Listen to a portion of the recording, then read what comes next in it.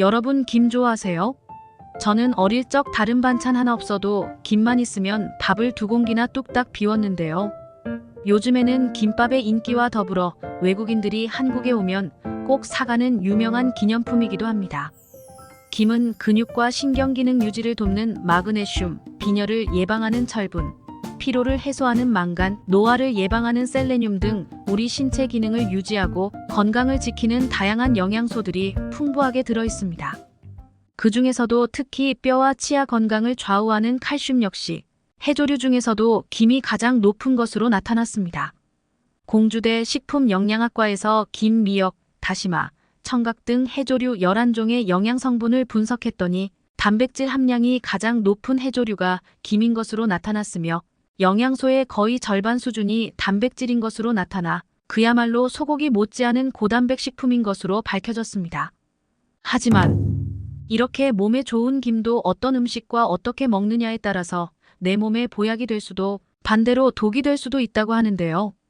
이번 시간에는 김을 먹었을 때 독이 되는 최악의 경우와 이와 반대로 김을 언제 어떻게 먹어야 가장 큰 효과를 볼 수 있는지 함께 알아보겠습니다.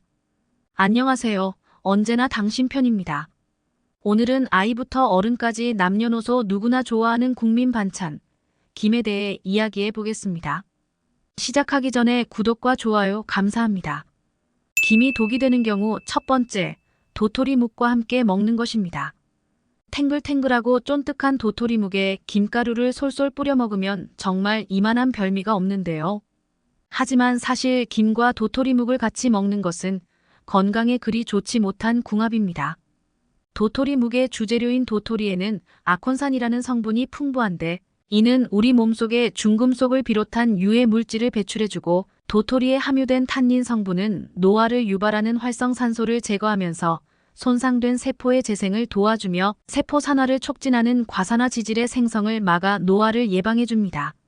하지만 이때 바로 이 탄닌 성분이 김과는 최악의 궁합이 되는데요. 도토리묵의 탄닌 성분이 김의 철분과 만나게 되면 탄닌철이라는 결합물로 바뀌면서 체내에 흡수되지 않고 그대로 배출됩니다. 이때 탄닌철과 결합하고 배출되는 과정에서 우리 몸에 있던 철분까지 끌어당기기 때문에 빈혈이나 변비를 유발하기도 합니다. 도토리묵과 김을 각각 놓고 보면 분명 모두 좋은 음식인 게 틀림없지만 이 둘을 함께 먹는다면 몸에 좋기는커녕 오히려 체내의 영양 성분까지 빼앗아가니 그야말로 독을 먹는 것이나 마찬가지인 셈이 되어버리는 것이죠. 이를 해결할 수 있는 방법이 한 가지 있는데요.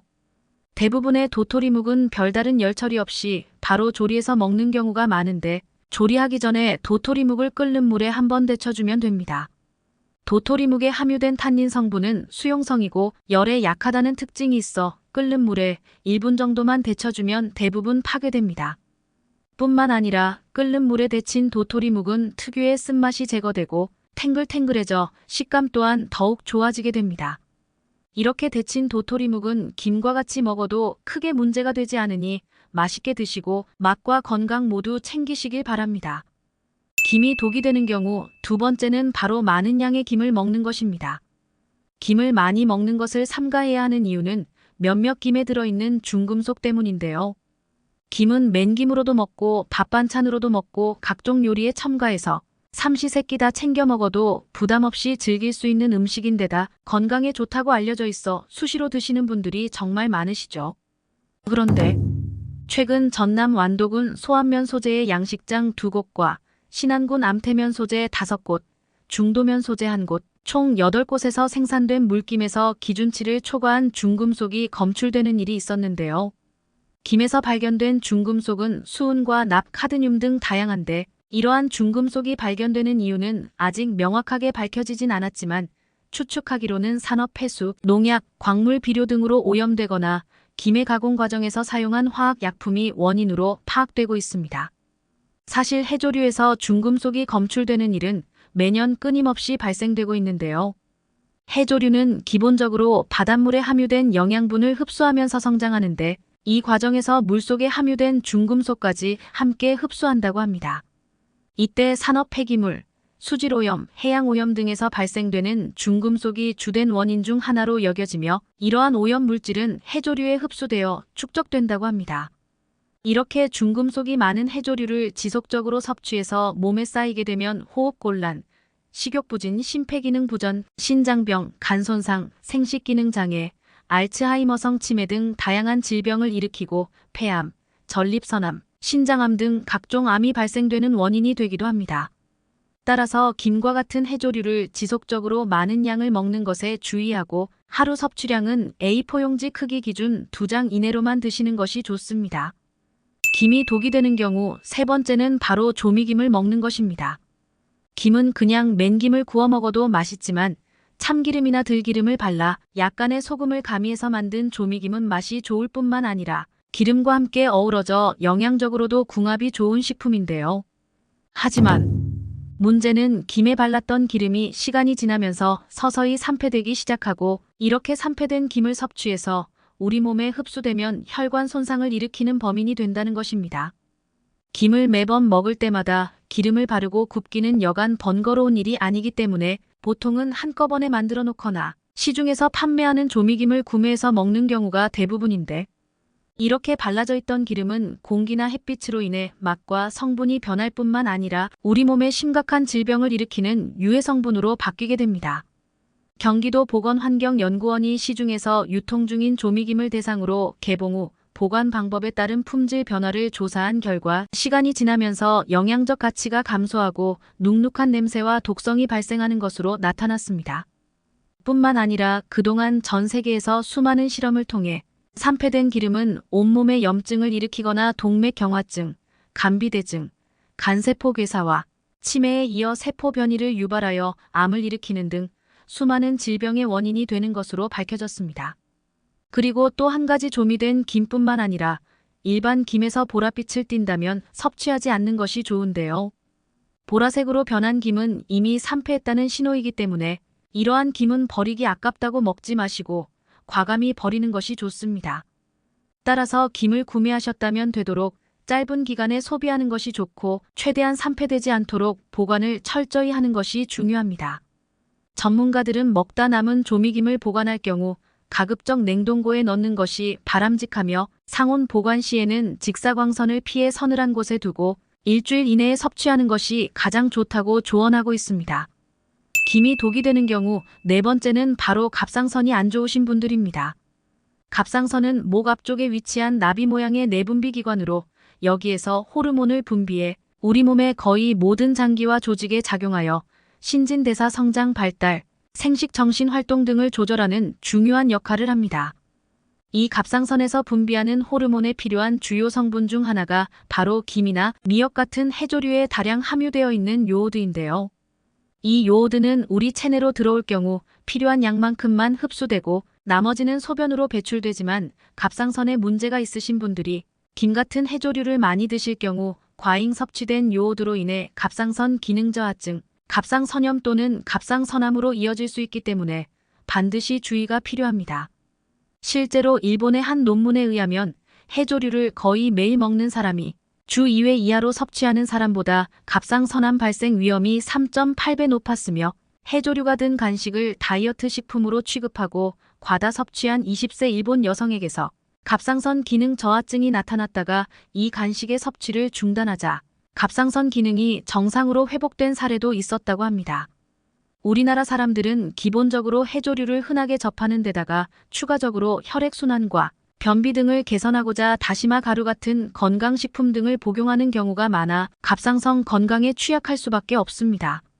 우리 국민에게 요오드를 공급하는 주요 식품으로는 해조류가 65%로 가장 많았고 절임 채소류가 18%, 생선류 4.88%, 우유와 유제품 2.9%, 곡류 2.5% 순으로 해조류의 비율이 압도적으로 높게 조사되었습니다. 따라서 갑상선이 약하신 분들이라면 김과 같은 해조류 섭취에는 유의하시고 갑상선이 건강한 분들이라도 많은 양을 지속적으로 드신다면 요오드 과잉 공급으로 인해 갑상선에 문제가 생길 수 있으니 적당 양만 드시는 것이 좋습니다. 그렇다면 이와 반대로 김을 건강하게 섭취하는 방법들은 어떤 것이 있을까요? 김을 건강하게 섭취하는 방법 첫 번째는 김을 프라이팬에 구워서 드시는 것입니다. 김을 구우면 김에 들어있던 영양소가 파괴되지 않을까 걱정하는 분들이 계실 텐데요. 김을 굽는 시간은 30초 내외로 짧으면서 굽는 행위만으로는 영양 성분의 손실이 크지 않다고 합니다. 오히려 김을 구우면 열이 가해지면서 김의 단단한 분자가 쪼개져 혈관 건강에 도움을 주는 각종 비타민의 용출이 용이해집니다.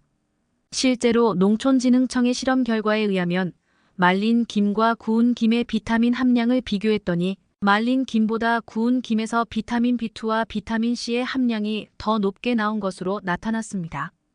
그리고 김을 굽게 되면 김 색깔이 초록 빛깔로 변하게 되는데요.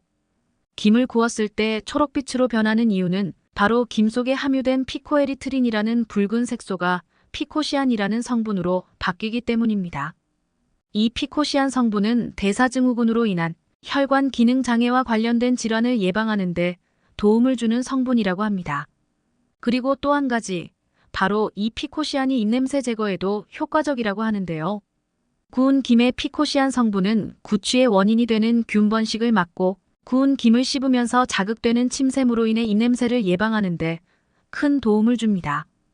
김을 건강하게 섭취하는 방법 두 번째는 바로 계란과 함께 드시는 것입니다. 김에는 건망증이나 치매 예방에 좋은 비타민 B1, B2 그리고 김에만 존재하는 식이섬유의 일종인 포피란이라는 성분이 풍부한데요. 김의 비타민 B1과 B2 성분은 뇌신경 기능을 활성화시켜주고 신경세포의 노화를 막아주며 포피란 성분은 소장에서 담즙산의 재흡수를 막아 체내 콜레스테롤을 떨어뜨리는 역할을 합니다. 이로 인해 콜레스테롤 때문에 뇌혈관이 좁아지는 것을 막아주고 뇌의 산소와 영양소가 원활하게 공급되는 것을 도와 뇌 건강에 도움을 줍니다. 이렇게 김만 먹어도 좋지만 여기에 계란을 함께 먹는다면 더욱 큰 시너지 효과를 발휘하는데요.